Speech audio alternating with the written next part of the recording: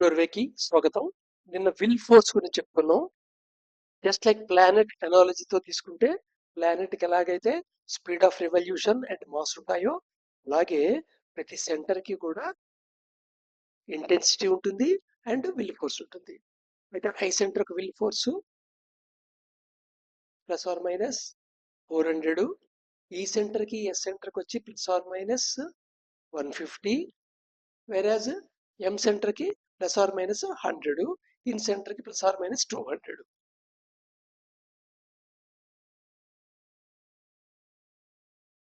So if work is in harmonious గా work circle అనుకుందాం. అంటే ఐ ఐ ఎస్ ఎం అన్ని సేమ్ అలైన్ అయి ఉన్నాయి, ఇద్దరు పాజిటివ్ ఆర్ నెగిటివ్. సో అప్పుడు వాటి యొక్క టోటల్ విల్ ఫోర్స్ ఎంత అయి ఉంటుంది? ±800 అవ్వచ్చు, లేదా ఇన్ సెంటర్ కూడా కలిస్తే 1000 అవ్వచ్చు. అంతే కదా. 400 + 150 + 150 + 100 + 200. ఇన్ సెంటర్ ఇన్వాల్వ్ కాకపోతే 800 వస్తుంది. అయితే ఇక్కడ ప్లస్ ఎప్పుడు వస్తుంది? Plus will force by torturous effort. Torturous గా ఎఫర్ట్ చేసి అనుకోవచ్చు, టార్చరస్ గా కూడా ఎఫర్ట్ చేసి పనులు చేయించుకోవచ్చు, పనులు చేసుకోవచ్చు. బట్ అలాగే అలా కాకుండా ఇంకో రకంగా హార్మోనియస్ ఏ స్టేట్ ప్లస్ ఎప్పుడు వస్తుంది? As a integral function of consciousness operate effortless గా కాన్షియస్నెస్ ఆపరేట్ చేస్తుంది ఇంటిగ్రల్ ఫంక్షన్. అప్పుడు హార్మోనియస్ గా చేయొచ్చు. అప్పుడు మటుకు +800 కానీ +1000 కానీ ఉంటుంది. అందుకని బలవంతంగా కూడా పనులు చేయించు. బలవంతంగా మనం ఇష్టం లేని పని కూడా మనం చేయొచ్చు, ఎదుర్కొన్న వాడి చేత చేయించవచ్చు. Directs the entire output of our energy towards the accomplishment of a preconceived objective. So జనరల్గా ఏదైనా ఒక యాక్షన్, ఒక యాక్టివిటీ ఎందుకు చేస్తావు? ఏదో ఒక ఫంక్షన్ ఎందుకు చేస్తావు? సో ఒక ప్రీ కన్సీవ్డ్ ఆబ్జెక్టివ్ ఏదో ఉంటుంది, అంటే జరిగితే ఇలా జరిగితే ఒక ఆబ్జెక్ట్ ఉంటుంది, ఇలా చేయాలని చెప్పి. అది అకంప్లిష్ అవ్వడానికి ఈ ఎంటైర్ విల్ ఫోర్స్ ఉంటుంది కదా, అది ఎనర్జీ కింద పనిచేస్తుంటుంది. సో మాక్సిమం +800 లేదా +1000 లేదా -800 లేదా -1000 లో వర్క్ చేసే ఛాన్స్ ఉంటుంది విల్ ఫోర్స్ పరంగా. What is usually mistaken for will ఈ సింప్లీ డిజైర్.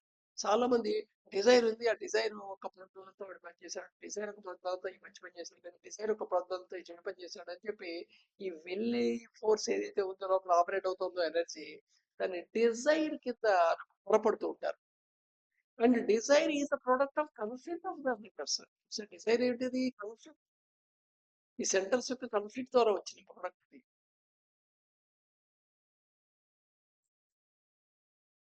అంటే ఈ ఆలోచన ఎప్పుడైనా ఉంటుంది, ఏదైనా చేద్దాం మనం బాడీ ఏదో ఏమైనా ఇంప్రూవ్ అవుతుంది, నా body mind status thinkings rectify అవుతుంది, ఈ పని చేస్తే I will be very good to me అని అనుకుని ఉంటాయి. కానీ ఆ పని చేయడానికి ఏదో అడ్డుపడుతుంటుంది సమర్థగా.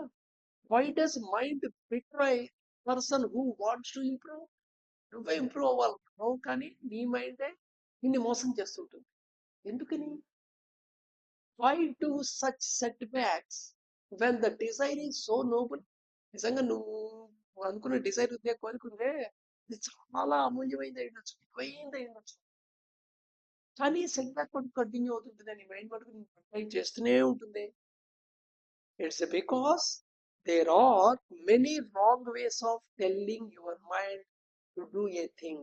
దీనికి ప్రధానంగా ఏంటంటే మైండ్ జిత్తులు అనమాట. మైండ్ ఏంటంటే దానికి కొన్ని మిలియన్స్ ఆఫ్ భావాలు ఉన్నాయి. దేనికి? నీకు చెప్పడానికి. ఇలా కాదు, ఇలా చేస్తే పర్వాలేదు, ఇలా ఒక్కసారికి ఏం కాదులే, ఇలా చేయించి మొత్తం మీద ఎలా వల్ల తీసుకొచ్చి ఆ పని పట్టుకుని వద్దనుకుని చేయించేస్తుంది చేత. నువ్వు ఇంప్రూవ్ చేయడానికి ఉన్నా, నీకున్న డిజైన్ చాలా బాగుంది ఇప్పుడైనా సరే, అది మనకు అప్పుడే చేసి పెట్టేస్తుంది.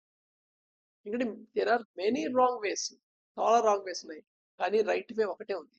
There is one right way of going about it. ఒక వే ద్వారా మాత్రమే రైట్ వే ఉంది. సో రాంగ్ వేస్ ఎక్కువ ఉన్నప్పుడు ఛాన్సెస్ ఎక్కువ ఉంటాయి కదా, ప్రాబిలిటీ ప్రాబిలిటీ.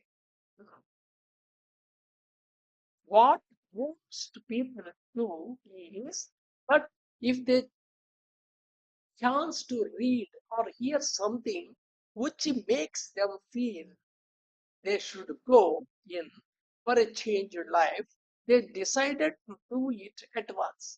సామాన్యంగా మనం ఏం చేస్తుంటాం, మనకు ఛాన్స్ దొరికింది అనుకో, ఏదో చదివాం ఒక మంచి విషయం, లేదా ఎవరి దగ్గర విన్నాం, వినంగానే భలే ఉందిరా ఈ విషయం, మనం దీనివల్ల లైఫ్ అలాగే చేంజ్ అవుతుంది, దీనివల్ల ఈ పీస్ వస్తుంది, ప్రజెంట్ అంతర్గతంగా సఫరింగ్ కాలేము అని వెంటనే డిసైడ్ చేయడానికి వెంటనే డిసైడ్ అయిపోతాం.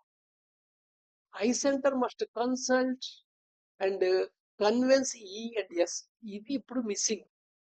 ఐ సెంటర్ వెంటనే తక్కువని దీనివల్ల బెనిఫిట్ ఉంది అనగానే నిర్ణయం తీసేస్తుంది, వెంటనే నేను తీసుకుంటుంది. బట్ అందుకని ఏం చేస్తావంటే నువ్వు ఆ నిర్ణయం తీసుకోవడానికి ప్రాక్టికల్ గా నిర్ణయం అమలుపరచడానికి ప్రయత్నం చేస్తావు, విఫలం అయిపోతుంది. ఎందుకు విఫలం అవుతున్నావు అంటే ఇక్కడ ఉన్న వాళ్ళలో సీనియర్ మోస్ట్ ఐ సెంటరే, I center senior most E center S center కంటే. కానీ పవర్ఫుల్ ఎవరయ్యా, ఇంటెన్సిటీ ఎవరు ఎక్కువ ఉన్నారయ్యా, ఈకి ఎస్కి ఎక్కువ ఉంది. ఐ ఏమో 2, ఈ ఏమో 4, ఎస్ ఏమో 8.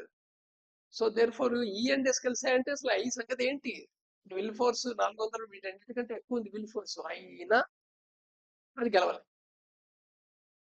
గెలవాలంటే ఒకటే మార్గం, కన్సల్టెన్స్ చేయాలి, కన్విన్స్ చేయాలి. ఈని కన్విన్స్ చేస్తే చాలు. ఎస్ ఏంటంటే ఈ వచ్చిందంటే ఎస్ ఆటోమేటిక్గా ఒబలైజ్ అయిపోతుంది. సో ఈని ఎస్ని అవి కన్సల్ట్ చేయడం, కన్విన్స్ చేయడం రావాలి.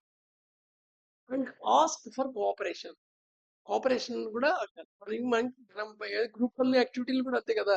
ఆఫీస్లో ఒక ప్రాజెక్ట్ చేయాలి, ఆ ప్రాజెక్ట్లో నలుగురు పనిచేస్తున్నాం అనుకో, అక్కడ ఏ డెసిషన్ తీసుకుంటే ఏం చేస్తున్నా వాళ్ళతో కన్సల్ట్ చేసి వాళ్ళు ఏమన్నా కాదు ఇలా అయితే ఇలా అవుతుందేమో అని వాళ్ళు ఏమన్నా సలహా చెప్తే వాళ్ళని కన్విన్స్ చేసి చేయగలిగితే వాళ్ళు కోఆపరేట్ చేస్తారు.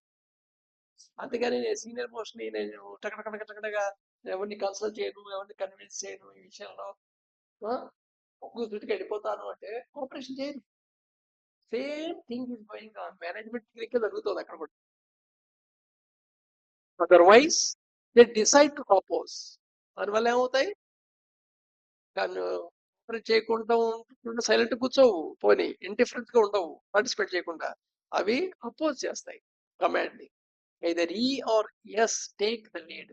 ఇక్కడ ఈ కానీ ఎస్ కానీ లీడ్ తీసుకుంటుంది. M center is added cooperation. M center ఏముంది, ఎవరు ఎక్కువ ఇంటెన్సిటీ ఉంటే టేప్ ఓటేసిస్తుంది గోడ మీద పిల్లి.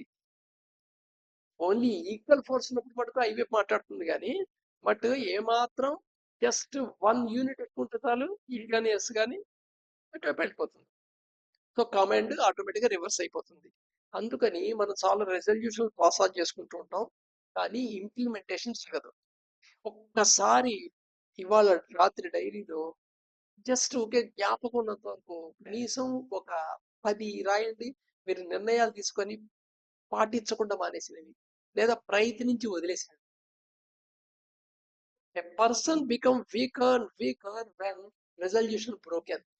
సో ఈ ఏమవుతుంటుంది జరుగుతున్నప్పుడు, రెజల్యూషన్ తక్కువని నిర్ణయం తీసుకున్నావు, పొద్దునే 6 లేపలే చేయాలి అనుకుని నిర్ణయం తీసుకున్నావు, కానీ మొన్నాళ్ళు అవలేదు పోతున్నాయి. సో నువ్వు మొత్తం సిచ్యువేషన్ పర్సీవ్ చేస్తావు. ఆ పర్సీవ్ చేయడంలో ఏమవుతుంది అంటే నీ రిజల్యూషన్ బ్రోకెన్ అయింది కదా, దాని వల్ల నీ విల్ ఫోర్స్ రెడ్యూస్ అవుతుంది. అంటే ఐకి ఉన్నదంతా ±400 కదా, అది టెంగని 399 అయిపోతుంది. మళ్ళీ ఇంకొక ఏదో నిర్ణయం తీసుకున్నావు, మళ్ళీ అది పాటించలేదు, వెంటనే అది 398 అయిపోతుంది. సో ఐ యొక్క ఇది తగ్గిపోతుంటుంది అనమాట.